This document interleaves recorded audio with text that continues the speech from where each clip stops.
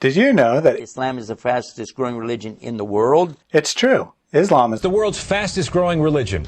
At least if you look at the right time frame. But what does this mean about the truth and the future of Islam? The answer may surprise you, so stay tuned as I examine why Islam is the most and fastest growing religion.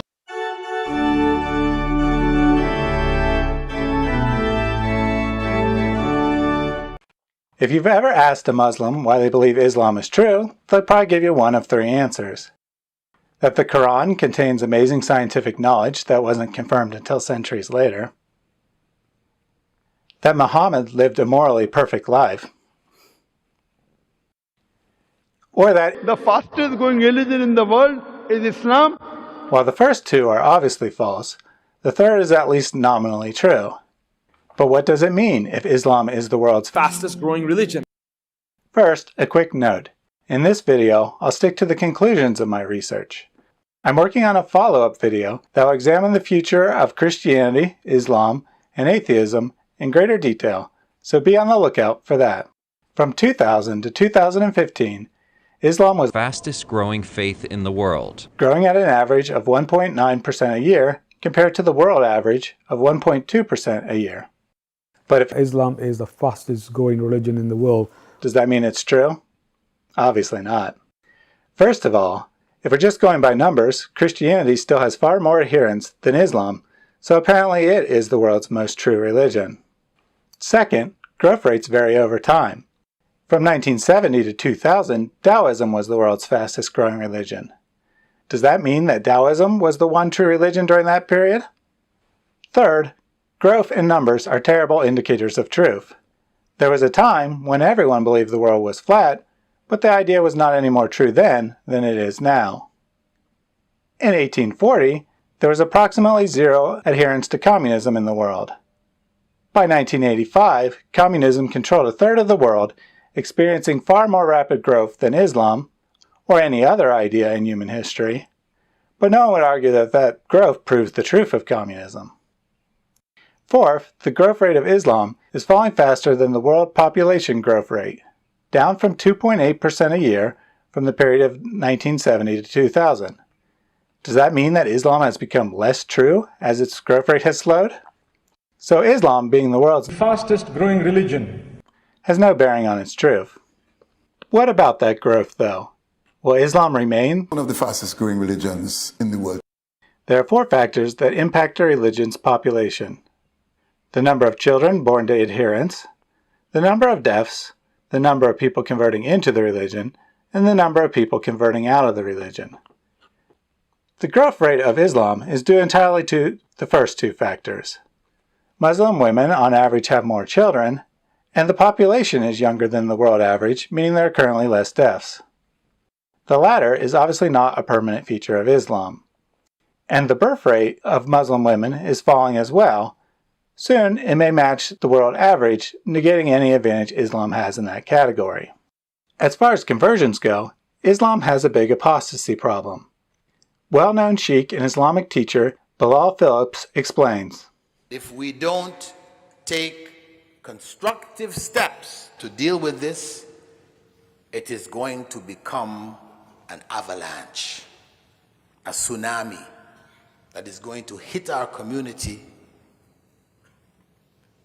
in such a way that we will have a very difficult time standing. It will knock us over. You heard that right. There's an avalanche, a tsunami of apostasy, on the brink of knocking Islam over. The data in countries with religious freedom agrees. For example, in the United States, 31% of children born to Muslim families end up leaving the religion in their adulthood, more than double the apostasy rate experienced in Christianity. And the story is similar in Europe and everywhere else with religious freedom. But don't take my word for it. Let's listen to what the well-known Mufti Menk has to say on the matter. As much as we say Islam is the fastest growing religion in the globe, I want to tell you something that I've studied. Yes.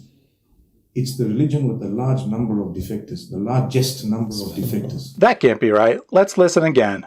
It's the religion with the large number of defectors, the largest number of defectors. Nope, we heard him right. He really is saying that Islam has the highest apostasy rate of any religion, and apparently he should know, since he says he studied the matter carefully. But the biggest problem for Islam isn't apostasy, but rather the number of converts it attracts. I looked at 20 years of survey data in the United States and found that out of over 20,000 people raised as Christians, just 20 had converted to Islam. Not 20%, or even 2%, just 20 people.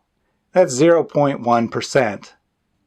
European data shows a very similar pattern, with around 0.1% of people raised as Christians converting to Islam.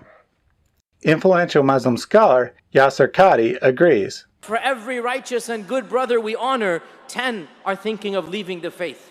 Do realize that MSAs are alhamdulillah flourishing, but for every person who comes for Jumu'ah, at least 3 or 4 are simply not caring about Islam. For every person that comes, at least 5 or 6 are even doubting the faith. You heard that right. For every one convert, there are 5 or 6 Muslims on the verge of apostasy. Other Muslim leaders agree, lamenting how most converts never become active in Islam at all, or leave within a few years. Why are people leaving Islam? Qadi explains. You are forced to think, and you realize that that building I inherited from Azhar or Medina is not a building that Allah revealed. It's a building that is constructed over centuries. In other words, the history of Muhammad was largely invented and is not actually factual. Qadi himself admits to experiencing doubts when exposed to academic criticism. Wallahi, I'll be honest with you. The shubuhats that I was exposed to at Yale, some of them I still don't have answers for. The reason why many of our ulama are so scared to go into these fields is because they are not qualified to answer every single shubha. Simply put, factual information causes doubts. Islam is the world's fastest growing religion, but it's also a house of cards that can't stand up to scrutiny. Islam cannot survive without laws against apostasy, but don't take my word for it. Celebrity scholar Yusuf Qaradawi explains. لم يتركوا الردة لو تركوا الردة ما كان هناك إسلام كان انتهى الإسلام منذ وفاة الرسول عليه الصلاة والسلام. Translation: If they had gotten rid of the apostasy punishment, Islam would not exist today. Shocking honesty.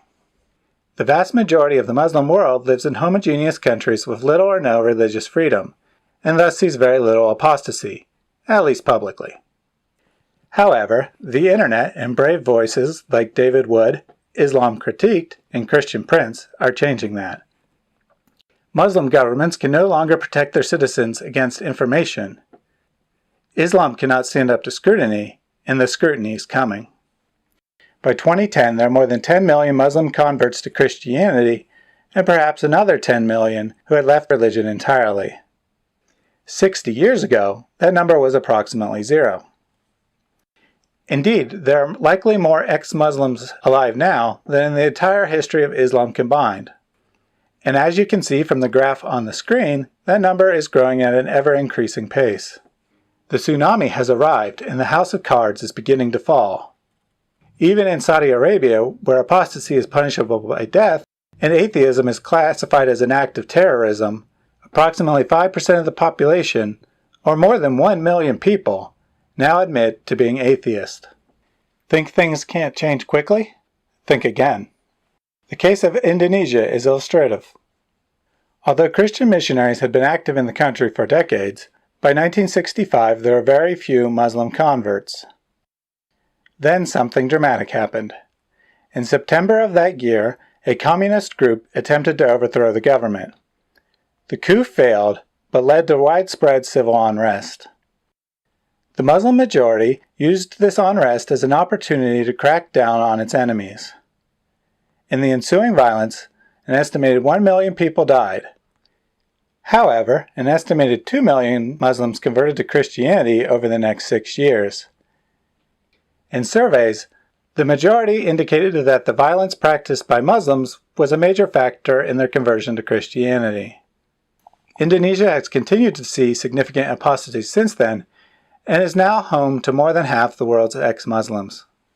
Could something similar be happening today? We don't yet have much hard data, but anecdotally, Christian churches across northern Africa and the Middle East have experienced substantial surges in the aftermath of ISIS. When people see the true face of Islam, they don't like it and leave. At some point, a sufficiently large percentage of Muslims will actually be secret ex-Muslims. And at that point, the government will no longer be able to suppress their voice. When religious freedom arrives, Islam cannot survive. Losing 20 or 30% of your children to conversion, while attracting far less than 1% of other religions' children, is a recipe for disaster. Soon, Islam will no longer be the world's fastest growing religion, but rather the world's fastest shrinking religion. And the world will be a better place for it. The next time you hear this propaganda that Islam is the fastest growing religion in the world, Islam is the fastest growing religion in the world. The fastest growing religion in the world. Fastest growing religion. Fastest growing religion. Fastest growing religion. Fastest growing. Fastest growing religion, which is a load of utter nonsense. Be sure to send them to this video so they can learn the truth. Thanks for watching.